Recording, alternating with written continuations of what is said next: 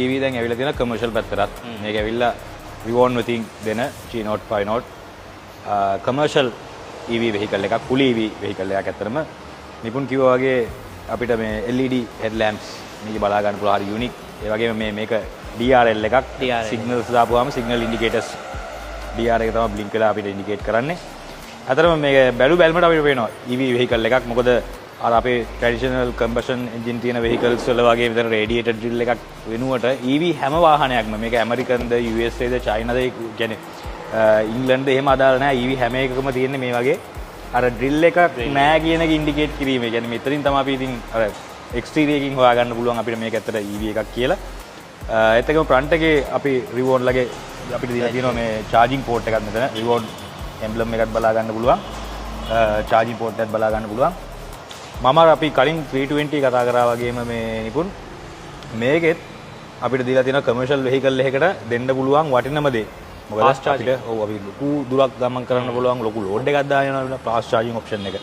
ගෙදරදී අපි charge කර ගන්නවා නම් අපිට සාමාන්‍යයෙන් DC charging එකක් දීලා තියෙනවා AC charger එක දීලා තියෙනවා. ඒත් එක්කම අපිට ඔව් DC charging එකක් දීලා තියෙනවා fast charging වලට.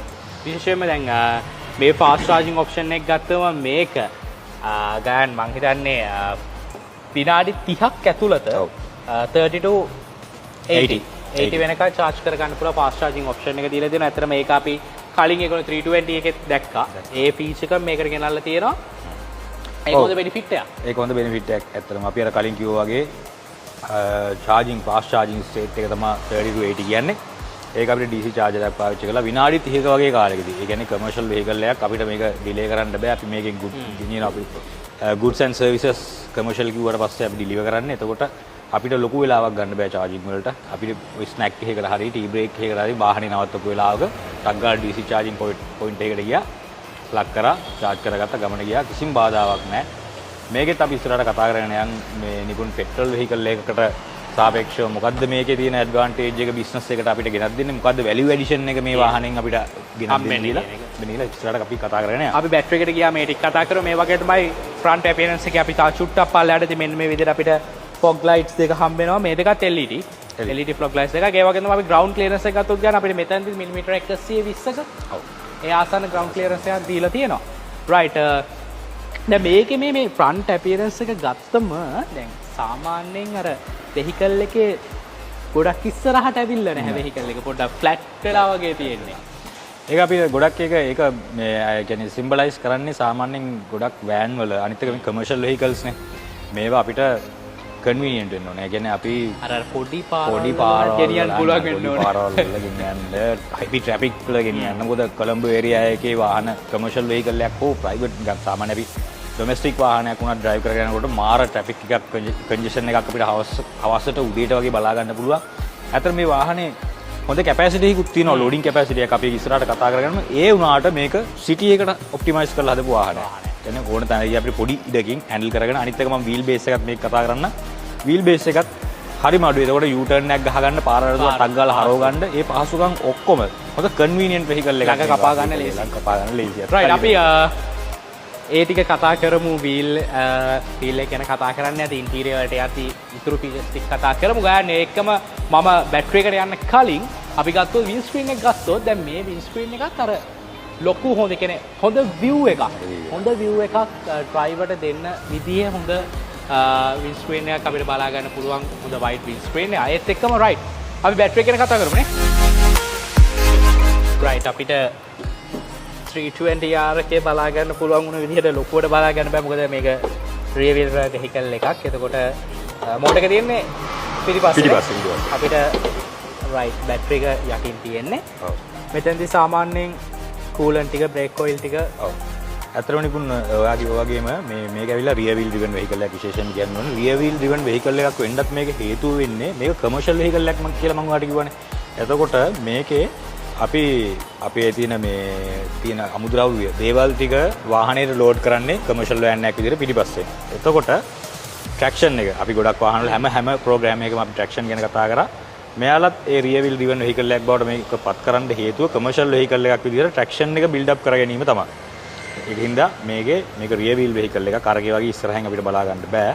ඒ වගේම හැම EV එකක් වගේම මෙයා බැටරිය මවුන්ට් කරලා තියෙන්නේ ෆ්ලෝ බෝඩ් එකේ යට ෆුල් ෆ්ලෝ ලෙවල් එකේ මොකද සෙන්ටර් ඔෆ් ග්‍රැවිටි වගේ දේවල් පල්ලෙහාට ගන්න මොකද මේකෙත් නිපුණ අර දැන් අපි එක්ස්ටීරියර් එක කතා කරන ගමම්ම හින්දා මම මේ කියන්නේ මේකෙත් ඇවිල්ලා මේ ටෝල් බොක්ස් ඩිසයින් එකක් තියෙනවා ටෝල් බොක්ස් ඩිසයින් එකක් කියන එකෙන් මෙයාලා බලාපොරොත්තු වෙන්නේ වාහනේ කාගෝ කැපැසිටි එක කාගෝ කැපැසිටි එක වැඩි කිරීම තමයි මම මේක ඇතුළට ගියාම පෙන්නන්නම් හොඳ ඉඩක් හොඳ කැපැසිටි පළල වැඩි වෙලා නැහැ වෙහිකල් එකේ හැබැයි ඇතුළේ තියෙන ඉඩකඩ ඔක්කොම අපිට හොඳ ස්පේස් එකක් බලා ගන්න පුළුවන් අපි බැටරි එක ගත්තොත් මේකත් අර 320 ආරක වගේම තමයි මොකද මම ඒ දෙක කම්පෙයාර් කරන්නේ එකම කම්පැනි එකේ ඒගොල්ලෝ කියන ඉලෙක්ට්‍රික් වෙහිකල්ස් එක හින්දා එතකොට LFP බැටරි එකක් තියෙන්නේ මැක්සිමම් පවර් එක තියෙනවා කිලෝවොට් 30ක් නිව්ටන් මීටර් 120ක ටෝක් එකක් තියෙනවා අපි බැටරි එක ගැන කතා කරමු අර තිබ්බ බෙනිෆිට් එකම තමයි නේද ඒ බෙනිෆිට් එකම තමයි තියෙන්නේ අපි මේ ප්‍රෝග්‍රෑම් එක බලපු නැති කෙනෙක් ඉන්නවා නම් ගිහිල්ලා බලන්න නැත්නම් මම මේකේ චුට්ටක් කියන්නම් මේකේ LFP බැටරි එකක්ම තමයි තියෙන්නේ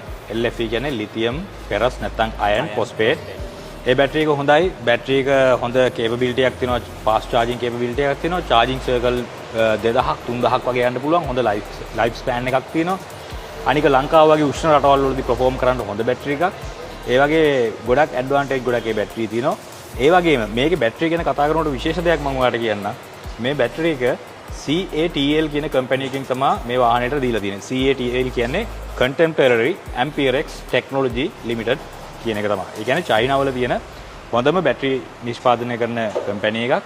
ඒ බැටරි එක ගොඩක් වෙහිකල් බ්‍රෑන්ඩ්ස් වලට BMW, Benz වල පටන් අරගෙන BYD, Porsche ඒ වගේ වාහන කම්පැනිස් පාවිච්චි කරනවා ඒ කම්පැනි ප්‍රොඩක්ට්ස්.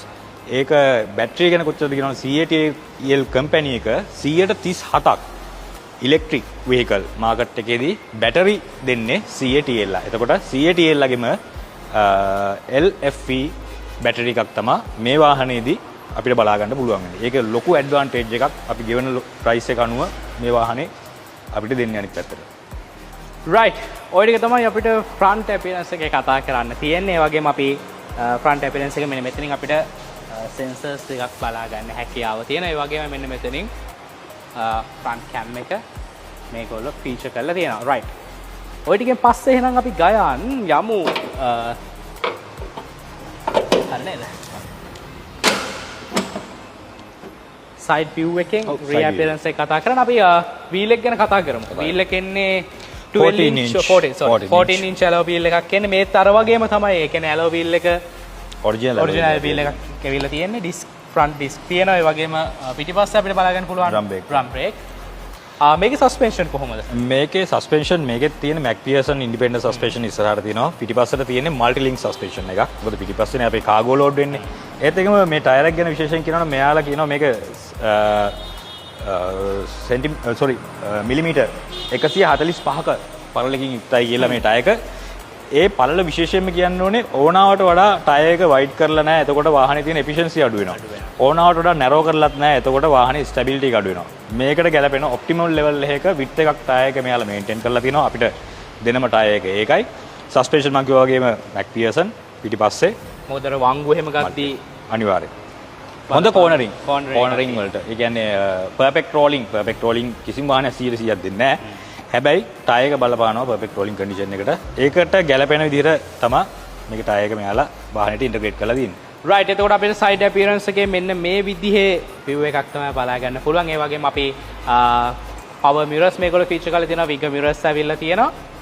ඒත් එක මේ වගේ edges sharp edges අපිට බලා ගන්න පුළුවන්. රයිට්. අපි ගයන් මෙහෙමම යමු reappearance එක කතා කරන්න. reappearance එක අර මම අර අපේ 320 එක කතා කරද්දිත් මම කිව්වා මේගොල්ලෝගේ මේ Rivon ලගේ ලොකු ඒ කියන්නේ අර තොරම්බල් වගේ ෆීචර්ස් නෑ. දැන් සාමාන්‍යයෙන් ගත්තම අපි ගොඩක් ඉලෙක්ට්‍රික් වෙහිකල් වලට ගොඩක් අකමැති වෙන්න සමහර හේතුව තමයි මේකේ පෙනුම. පෙනුම නිකන් අර පොඩි සෙල්ලම් බඩුවක් වගේ යන්නේ ප්‍රශ්න තියෙන. හැබැයි දැන් මේ වෙහිකල් එක ගත්තම අර එහෙම ලුක් එකක් නෑ. හරිම සිම්පල් මේ ඩිසයින් එකක් ඇවිල්ලා තියෙන. මෙන්න මෙතනින් අපිට ටේල් ලැම්ප්ස් බලා ගන්න පුළුවන්. මෙන්න මේ විදිහට LED stripe එක බලා ගන්න පුළුවන්. ඒ වගේම මේ විදිහට tail lamps බලා ගන්න පුළුවන්. signal indicators එකක් ඒ වගේම sensors තියෙනවා. එතනින් හරි ගියාට පස්සේ reverse cam එක තියෙනවා. මේ විදිහට අපිට මේ පැත්තේ tail gate එක open කරගන්න පුළුවන්. කොච්චරක් capacity එක දෙනවද ට්‍රංක් එක? මේකේ ඝන මීටර් කියුබික් මීටර් 2.5ක ලෝඩින් කැපැසිටි එකක් තියෙනවා මේ සීට්ස් ටික ෆෝල්ඩ් කරලා. ඒ කියන්නේ අපේ ඇප්ලිකේෂන් එක අනුව මේක පාවිච්චි කරන්න පුළුවන් නිකුනේ. ඒ කියන්නේ දැන් අපි කාගෝ ස්ටෝරේජ් එකක් විදිහට නම් මේක පාවිච්චි කරන්න මේ සීට්ස් අපිට අයින් කරන්න පුළුවන්. කොහොම හරි මම කිව්වා ටෝල් බොක්ස් ඩිසයින් එකකින් හින්දා ඔයාලට පේනවා මෙතන තියෙන ස්පේස් එක. සෑහෙන ලොකු ස්පේස් එකක් තියෙනවා. එතකොට කාගෝ ලයිට්ස් දාලා තියෙනවා නේ. ඉන්ටීරියර් එකේ කතා කරනවා එක මේක කතා කරගෙන යන්. කාගෝ ලැම්ප්ස් තියෙනවා අතරම නිකුන්න කිව්වා වගේ. කොහොම හරි කියුබික් මීටර් 2.5ක ධාරිතාවක් අපිට කාගෝ වලට මෙයා කේට කරනවා. ඒත් එකම අර නිපුන් කිව්වා වගේම හොඳ ඩීසන්ට් ලුක් එකක් අරන් දීලා තියෙනවා මේ රෙවොන්ලා මේ වාහනේට. අර අපි එදිනදා දකින්න නිකන් අර සෙල්ලම් බඩු එහෙම ලුක් එකක් නෙමෙයි තියෙන්නේ. වෙහිකල් එකට ඕන කරන ලුක් එක ඇවිල්ලා තියෙනවා. රයිට්. ඔය විතර තමයි අපිට එක්ස්ටීරියර් view එක ගැන කතා කරන්න තියෙන්නේ. Revon G05 Note මේ ඉලෙක්ට්‍රික් වෑන් එකේ අපි ඇතුළට ගිහිල්ලා ඉන්ටීරියර් ගැන කතා කරමු. ඒත් එක්කම අපිට ඉස්සරහින් තව දෙයක් මිස් වුණා. අපි ගත්තා මේක මෝටර් එක තියෙන්නේ රියර් එකේ තියෙන්නේ. ඒත් එක්කම අපි මෙතනදිම කතා කරන් යන්න මේ වෙහිකල් එක ගන්න කෙනෙක්ට දැන් අපි ගත්තොත් දැන් මේක අපි ප්‍රයිස් රේන්ජ් එක අන්තිමට කියමු. එතකොට සාමාන්‍යයෙන් මේ වෙහිකල් එක තියෙන සෙග්මන්ට් එකේ තියෙන වෙහිකල්ස් එක කම්පෙයාර් කරද්දී කස්ටමර් කෙනෙක්ට මොන වගේ බෙනිෆිට්ස් ද හම්බෙන අපි කලින් 320 එක කතා කළා ෆුවල් මේ බෙනිෆිට්ස් ටික මේකෙදි මොන වගේ බෙනිෆිට්ස් ටිකක්ද හම්බෙන්නේ? ඔව් ඇත්තටම නිකුන් මේකේ අපි මේ ගන්න කස්ටමර් කෙනෙක් ඇයි මේ වාහනේ ගන්න ඕනේ? ඒ දේ බොහොම වැදගත් නේ. අපි කොච්චර දේවල් කතා කරත් නැහැ. අපි ඒක හරියට කතා කරේ නැත්නම් සේෆ්ටි ෆීචර්ස් ටික නිකුන් මම ඇතුළේ ගියා පස්සේ කතා කරන්න. මේක ඇත්තටම මේකේ තියෙන ඇවිල්ලා මේක ඉලෙක්ට්‍රික් මෝටර් එකත් අර වගේම ස්පීඩ් රිඩක්ෂන් ගියර් බොක්ස් එකක් කරහා පිටිපස්සේ ඩිෆරන්ෂල් එකක් කරහා ඇක්සල් එකට සම්බන්ධ වෙලා තියෙනවා. ඒත් එක මම එක හේතුවක් පෙන්නනම් මේක ඇවිල්ලා හොඳ කන්වීනියන්ට් වාහනයක් මේ බාන මේ ස්ලයිඩින් ඩෝ එකේ ඉඳලා. මේ ස්ලයිඩින් ඩෝ එකේ තියෙන පොළොවට තියෙන ඉඩ බලන්න. බොහොම අඩු ඉඩක් තියෙනවා. ග්‍රවුන්ඩ් ක්ලියරන්ස් එක ඕනවට වඩා අඩු කරලත් නැහැ ඕනවට වඩා වැඩි කරලත් නැහැ. ඔප්ටිමම් ලෙවල් එක. කාගෝ ලෝඩ් කරගන්න මහා ලොකුට උස්සගෙන දඟලන්න එහෙම අවශ්‍යතාවයක් නැහැ. හොඳ කන්වීනියන්ස් එකක් දීලා දෙනවා. අනිත් එක මේ වාහනේ කිලෝවොට් 30ක බැටරි එකක් එන්නේ. සාමාන්‍ය බැටරියත් බැටරි මේ මෝටර් එකක් එන්නේ. බැටරියත් ඇවිල්ලා කිලෝවොට් 30කට ආසන්න 29.67ක් ප්‍රමාණයක් වගේ තියෙන්නේ. එතකොට මේකෙත් ගත්තාම ඒක ලෝඩ් එකත් අනුව ඩිපෙන්ඩ් වෙනවා. සාමාන්‍ය කිලෝමීටර් 100කට කිලෝවොට් 10ක වගේ කිලෝවොට් අව 10ක වගේ පවර් කන්සම්ප්ෂන් එකක් තියෙන්නේ.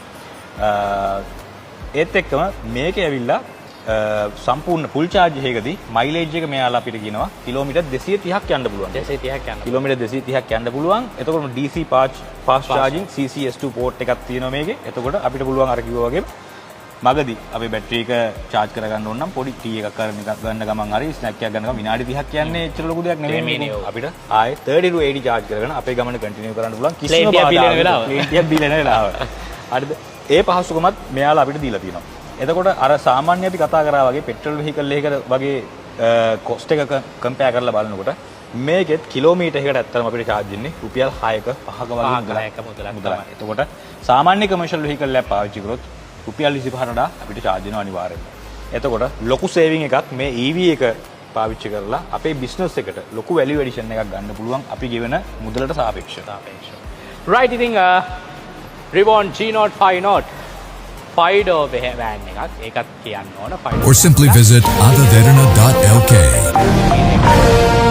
ඒක කතා කරන්න